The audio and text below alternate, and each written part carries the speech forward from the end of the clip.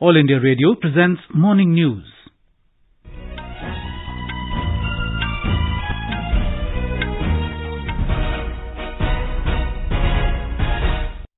Good morning, I'm Sunil Verma and with me is Saira Mujtaba.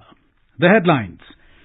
Prime Minister Narendra Modi says world should benefit from India's knowledge of yoga and Ayurveda.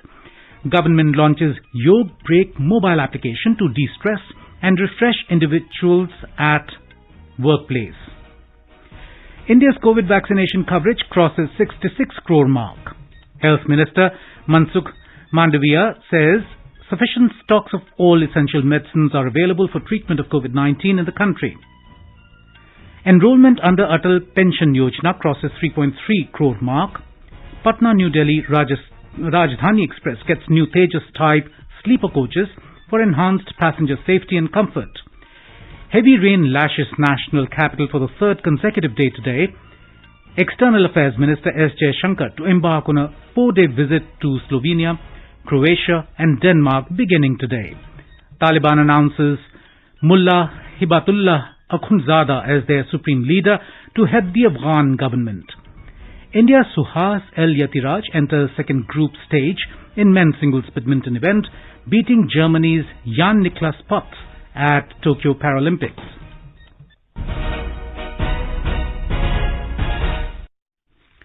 As the nationwide free COVID-19 vaccination campaign at government facilities for those above 18 years is going on, we advise our young listeners to get vaccinated and also help others get vaccinated. We also advise our listeners not to lower their guard as COVID-19 remains a threat to our health. Please stay at home unless it is essential to go out and continue to follow these 3 simple steps. Wear a face mask, maintain 2 gaz ki duri for social distancing, and focus on hand and face hygiene. For any COVID-related information and guidance, contact National Helpline numbers 011-2397-8046 and 1075. And now the news in details. Prime Minister Narendra Modi has said India's knowledge of yoga and sustainable lifestyle like Ayurveda are spreading all over the world. He said it is India's resolve that the whole world should benefit from our knowledge of yoga and Ayurveda. The Prime Minister was addressing a gathering after releasing a special commemorative coin of 125 rupees on the occasion of the 125th birth anniversary of Srila Bhaktivedanta Swami Prabhupada last evening through video conferencing. मानवता के हित में भारत दुनिया को कितना कुछ दे सकता है, आज इसका एक बहुत बड़ा उदाहरण है। विश्व भर में फैला हुआ हमारा योग का ज्ञान, हमारी योग की परंपरा, भारत की जो सस्टेनेबल लाइफस्टाइल है, आयुर्वेद जैसे जो विज्ञान है, हमारा संकल्प है कि इसका लाभ पूरी दुनिया को मिले। आत्मनिर्भरता के बीच इस मंत्र की श्रील प्रभुपाद अक्सर चर्चा करते थे, उसे भारत ने अपना ध्येय बनाया है और उस दिशा में देश आगे बढ़ रहा है. Swami Prabhupada made pioneering contributions to popularize the teachings of Bhagwan Shri Krishna through ISKCON. The Prime Minister said Swami Prabhupada was not only a great devotee of Krishna, but also a great devotee of Bharat, who took part in the freedom struggle. हम सब जानते हैं कि प्रभुपाद स्वामी एक अलौकिक कृष्ण भक्त तो थे ही, साथ ही वो एक महान भारत भक्त भी थे. उन्होंने देश के स्वतंत्रता संग्राम में संघर्ष किया था. उन्होंने असहयोग आंदोलन के समर्थन में स्कॉटिश कॉलेज से अपना डिप्लोमा तक लेने से मना कर दिया.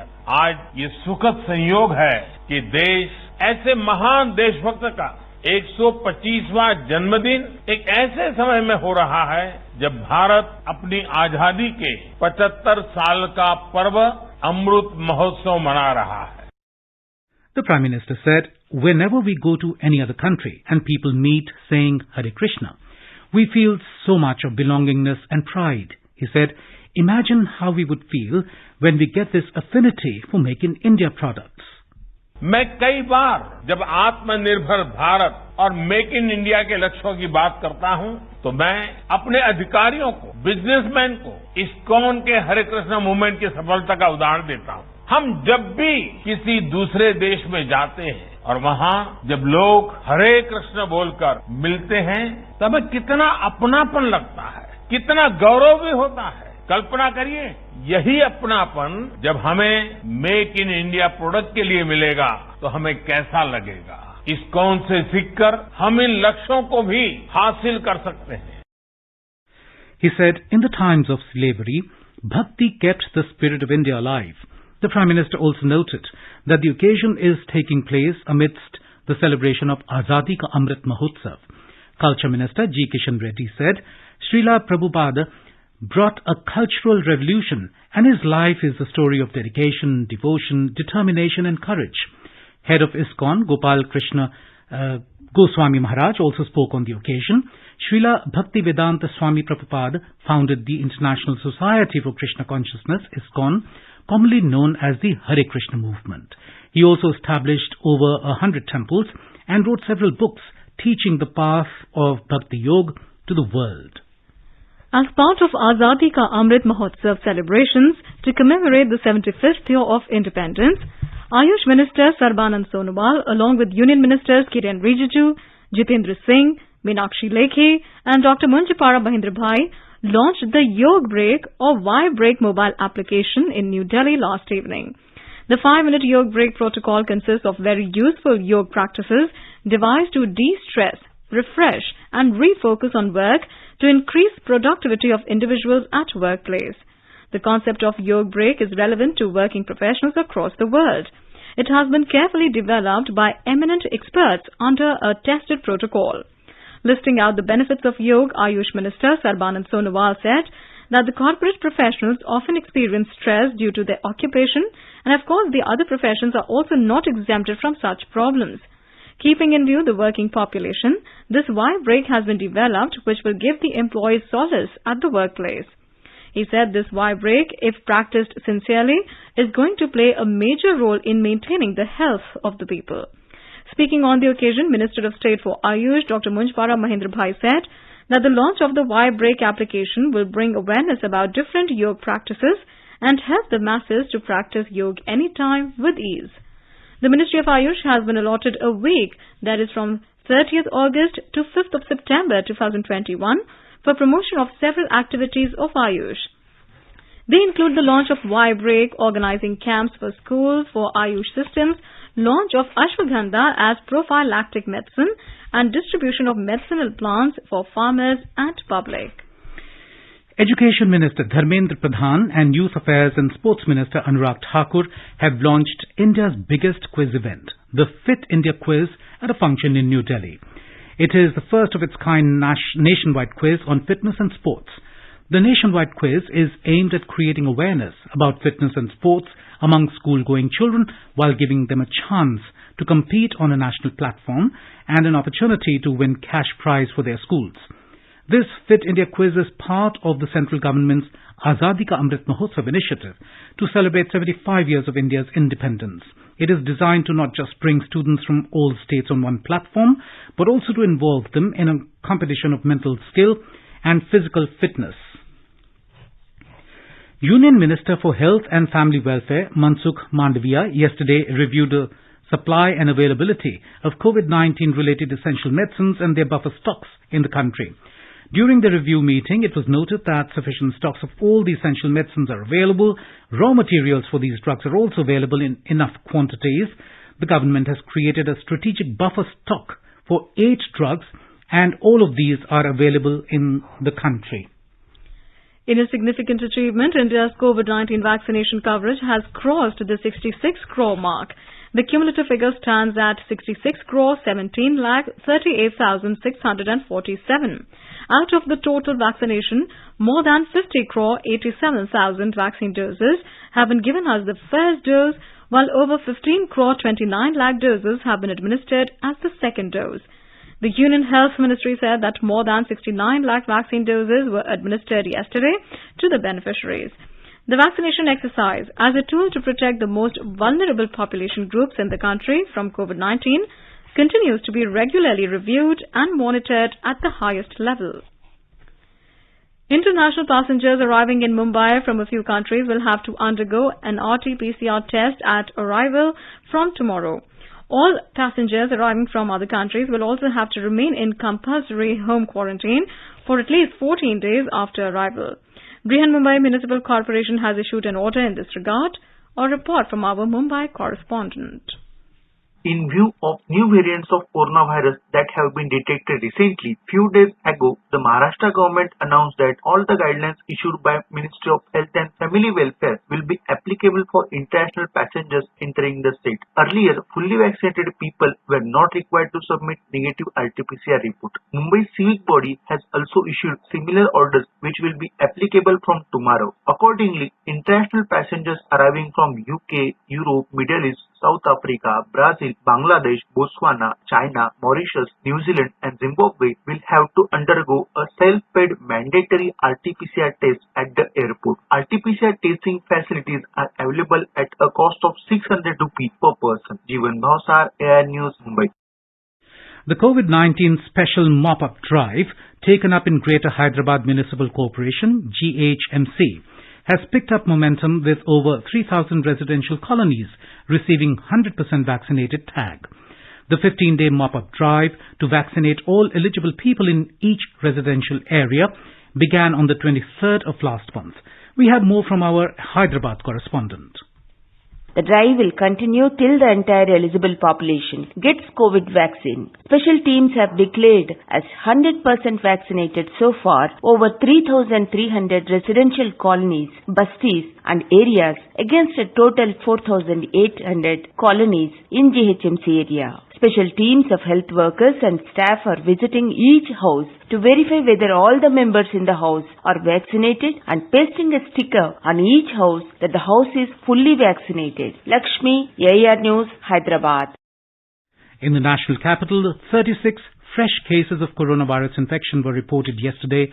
The Delhi government said 42 people recovered from the infection in the last 24 hours and no deaths was reported in the city. Presently, the total number of active cases of COVID-19 in the national capital is 343. More than 135,000 beneficiaries were inoculated with doses of COVID-19 vaccine in the last 24 hours in Delhi. With this, over 1 crore 35 lakh beneficiaries have been vaccinated so far. You are listening to the morning news on All India Radio. A reminder of the headlines before we move on. Prime Minister Narendra Modi says the world should benefit from India's knowledge of Yoga and Ayurveda. Government launches Yoga Break mobile application to de-stress and refresh individuals at workplace. India's COVID vaccination coverage crosses 66 crore mark. Health Minister Mansukh Mandavia says sufficient stocks of all essential medicines are available for treatment of COVID-19 in the country. Enrollment under Atal Pension Yojana crosses 3.3 crore mark. Patna New Delhi Rajdhani Express gets new Tejas type sleeper coaches for enhanced passenger safety and comfort. Heavy rain lashes national capital for the third consecutive day today. External Affairs Minister S. Jaishankar to embark on a 4-day visit to Slovenia, Croatia and Denmark beginning today. Taliban announced Mullah Hibatullah Akhundzada as their supreme leader to head the Afghan government. India's Suhas El-Yatiraj enters second group stage in men's singles badminton event, beating Germany's Jan Nicholas Pott at Tokyo Paralympics. For quick news updates round the clock, follow us on our Twitter handle at AIR News Alerts. चलो मिलकर एक शुरुआत करें, चलो एक फैसला आज करें, मास्क नहीं तो टोकेंगे, कोरोना को रोकेंगे, चलो एक इरादा करते हैं, चलो कुछ वादा करते हैं, मास्क नहीं तो टोकेंगे, कोरोना को रोकेंगे। आजादी का अमृत महोत्सव के पावन अवसर पर आकाशवाणी समाचार के कार्यक्रम परिक्रमा में 2 सितंबर गुरुवार को शाम 4:45 पर सुनिए देश की आजादी की लड़ाई में अपना अमूल्य योगदान देने वाली असम की आयरन लेडी चंद्रप्रभा साइकियानी की गाथा।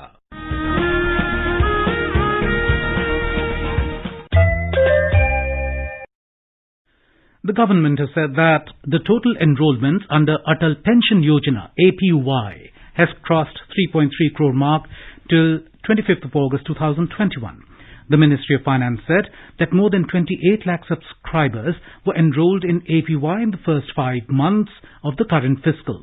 The ministry said that out of the total enrollments under APY, nearly 78% subscribers have opted for 1,000 pension plan, while around 14% for 5,000 rupees pension plan. Besides, around 44% are female subscribers, and also around 44% subscribers getting enrolled are very young and belong to the age group of 18 to 25 years.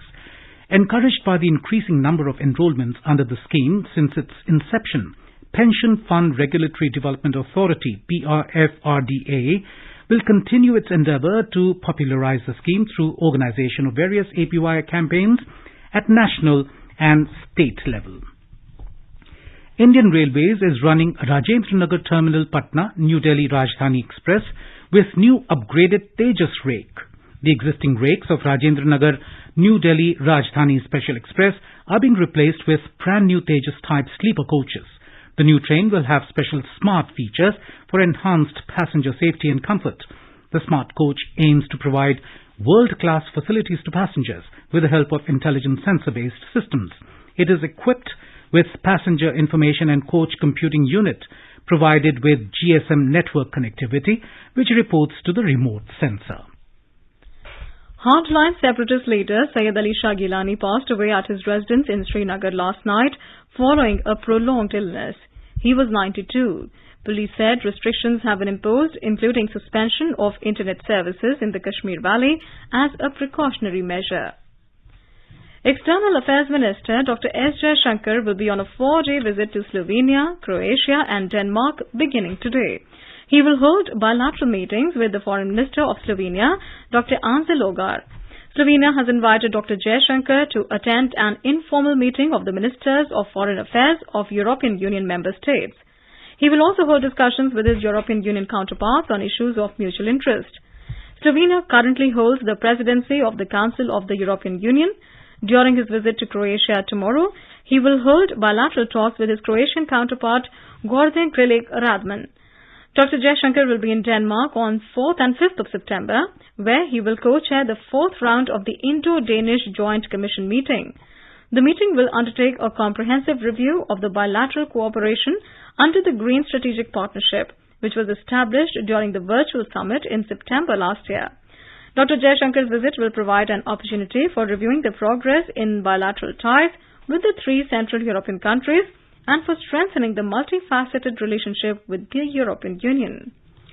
Taliban have announced that Mullah Hibatullah Akhundzada will be their supreme leader, under whom a prime minister or president will run the country, as per a report by Tolo News. Anamullah Samangani, a member of the Taliban's Cultural Commission, reportedly said that Akhundzada will also be the leader of the new government. Taliban's political office leader, Sher Mohammad Abbas Tanikzai, was quoted by Pazwalk.com as saying that the Islamic Emirate would declare its new government within the next 2 days. Samangani said, consultations are almost finalized on the new government and the necessary discussions have also been held on the cabinet. Taliban are designing a government based on Iran's model, where the supreme leader is the head of state and the highest ranking political and religious authority, even above the president. Taliban have already appointed governors, police chiefs and police commanders for different provinces and districts. Fighting intensifies between Taliban fighters and the forces of a resistance front led by Ahmad Masood in the Panchi province of Afghanistan. The Taliban confirmed that the fighting has been ongoing for 2 days and both sides have suffered casualties. Members of the resistance front said that they have pushed back the Taliban attack on Panjshir and that the Taliban have suffered heavy casualties. The Taliban have denied attacking Panjshir, saying that their forces were attacked by Masood's supporters and that they only retaliated to the attack. Amid the ongoing fight, Amir Khan Muttaqi, a Taliban leader, said that the talks between the two sides have failed. Japan has set up a temporary office in Doha for dialogue with the Taliban. The Japanese Foreign Ministry informed this yesterday. Japan, which was temporarily closed which had temporarily closed its embassy in Kabul, is now trying to ensure the safety of Japanese nationals who have remained in Afghanistan and help local people who had vouched for the embassy and Japanese organizations leave the country safely. As our nation celebrates the 75th year of independence, a series of events is being organized by the government as part of Azadi Ka Amrit Mahotsav. Now let's listen to our special program, Azadi Ka Safar. आजादी का Amrit Mahotsav.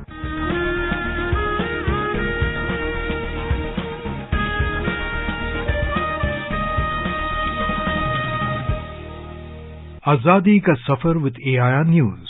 Birth of a Nation. India's glorious freedom struggle is one of the greatest movements the modern world has ever witnessed. AIR News brings you a glimpse of the struggle every day.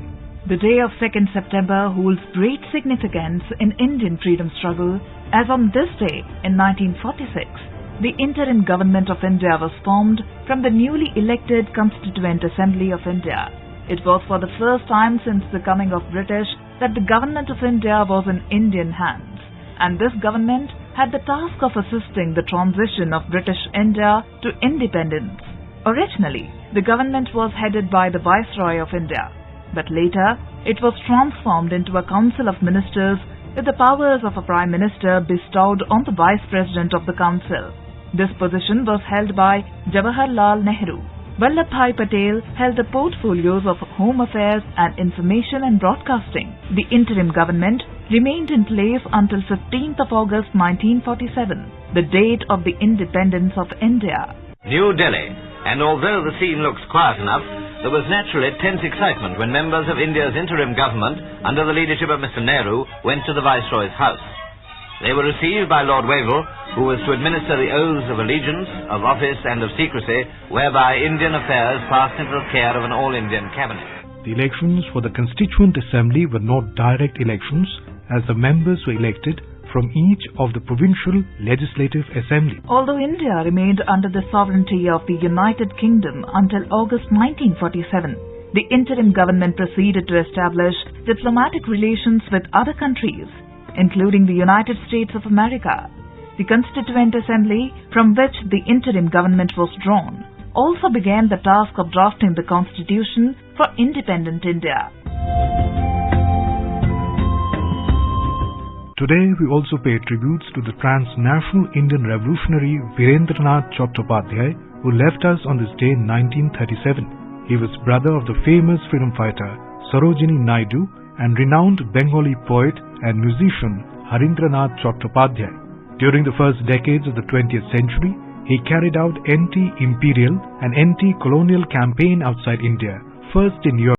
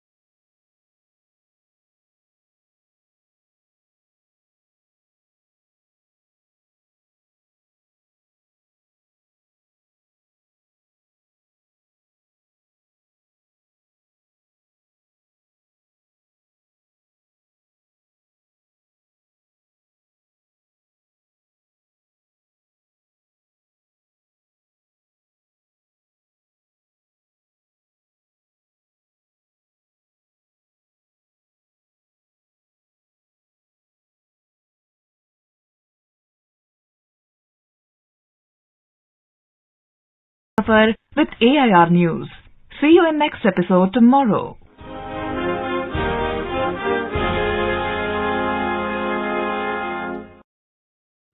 In some sports news, Noida District Magistrate and para-badminton player Suhas El-Yatiraj today defeated Jan Nicholas Port of Germany 21-9, 21-13 in men's singles at Tokyo Paralympics. Suhas, who has become the first civil servant from the country to represent India in the Tokyo Paralympics, dominated the proceedings and completed the match in 19 minutes with a straight set victory. Suhas will lock horns in his second group stage match tomorrow. Earlier, shuttler Palak Kohli and Parul Parmar went down 0-2 against second-seeded Hui Ma and Hifang Sheng of China in the first Group B match. Moderate to heavy rainfall lashed many parts of the national capital for the third consecutive day today, making the weather more pleasant. IMD has predicted that thunderstorm with moderate to heavy intensity rain would continue over many parts of Delhi and adjoining areas during the next 2 hours. Speaking to All India Radio News, R.K. Jenamani, scientist at IMD, said rains in Delhi will stop from tomorrow. Our national capital, Delhi, there has been moderate to heavy rainfall currently going on. But today morning rain has been much less compared to yesterday morning. And the rainfall will further reduce towards afternoon. And tomorrow there will be no rain over Delhi. About to other parts of India, UP and Haryana has received rain today and also Gujarat. Yesterday, Delhi recorded over 112 millimeter rainfall, which is the highest single-day precipitation in September in 19 years. And now, let us look at the weather forecast for today. The national capital, Delhi, will have generally cloudy sky with moderate rain or thunder showers with possibility of heavy rain at isolated places. The temperature will vary between 25 and 31 degrees Celsius. Mumbai will have generally cloudy sky with moderate rain. The minimum temperature was 25 and the maximum is expected to be around 31 degrees. Chennai is expected to have generally cloudy sky with light rain or drizzle. The temperature will vary between 25 and 33 degrees Celsius. Kolkata will have partly cloudy sky with possibility of moderate rain or thunderstorm. The city observed a minimum temperature of 29 and the maximum is expected to be around 35 degrees. Srinagar will have mainly clear sky. Temperature will hover between 14 and 29 degrees Celsius. Jammu will have mainly clear sky becoming partly cloudy towards afternoon or evening. The minimum temperature was 24. The maximum will be around 33 degrees. And now an overview of today's newspapers. Hindustan Times quotes an Afghan official as saying that Taliban are set to unveil government led by Akhundzada soon. Taliban parade US military hardware. Biden says era of nation building over is the Asian Age headline. Won't meddle in Kashmir, say Taliban. Biden terms pull out best decision, writes the Tribune. GST collections dip in August, but Finance Ministry sees growth, reports the Hindu. Revenues crossed 1 lakh crore rupees, which shows economy is recovering at a fast pace, says the ministry. Back to school on day one, it's joy for children, anxiety for parents, writes the Hindu business line. Amid rain rules, students, teachers try to find their way back to class, headlines the Indian Express. And monsoon may end at lower end of normal, reports the Business Standard. And finally, a report by a US research group reveals that bad air is likely to reduce life expectancy of 40% Indians, reports the Pioneer. And now, before we end the bulletin, the headlines once again. Prime Minister Narendra Modi says world should benefit from India's knowledge of Yoga and Ayurveda. Government launches Yoga Break mobile application to de-stress and refresh individuals at workplace. India's COVID vaccination coverage crosses 66 crore mark.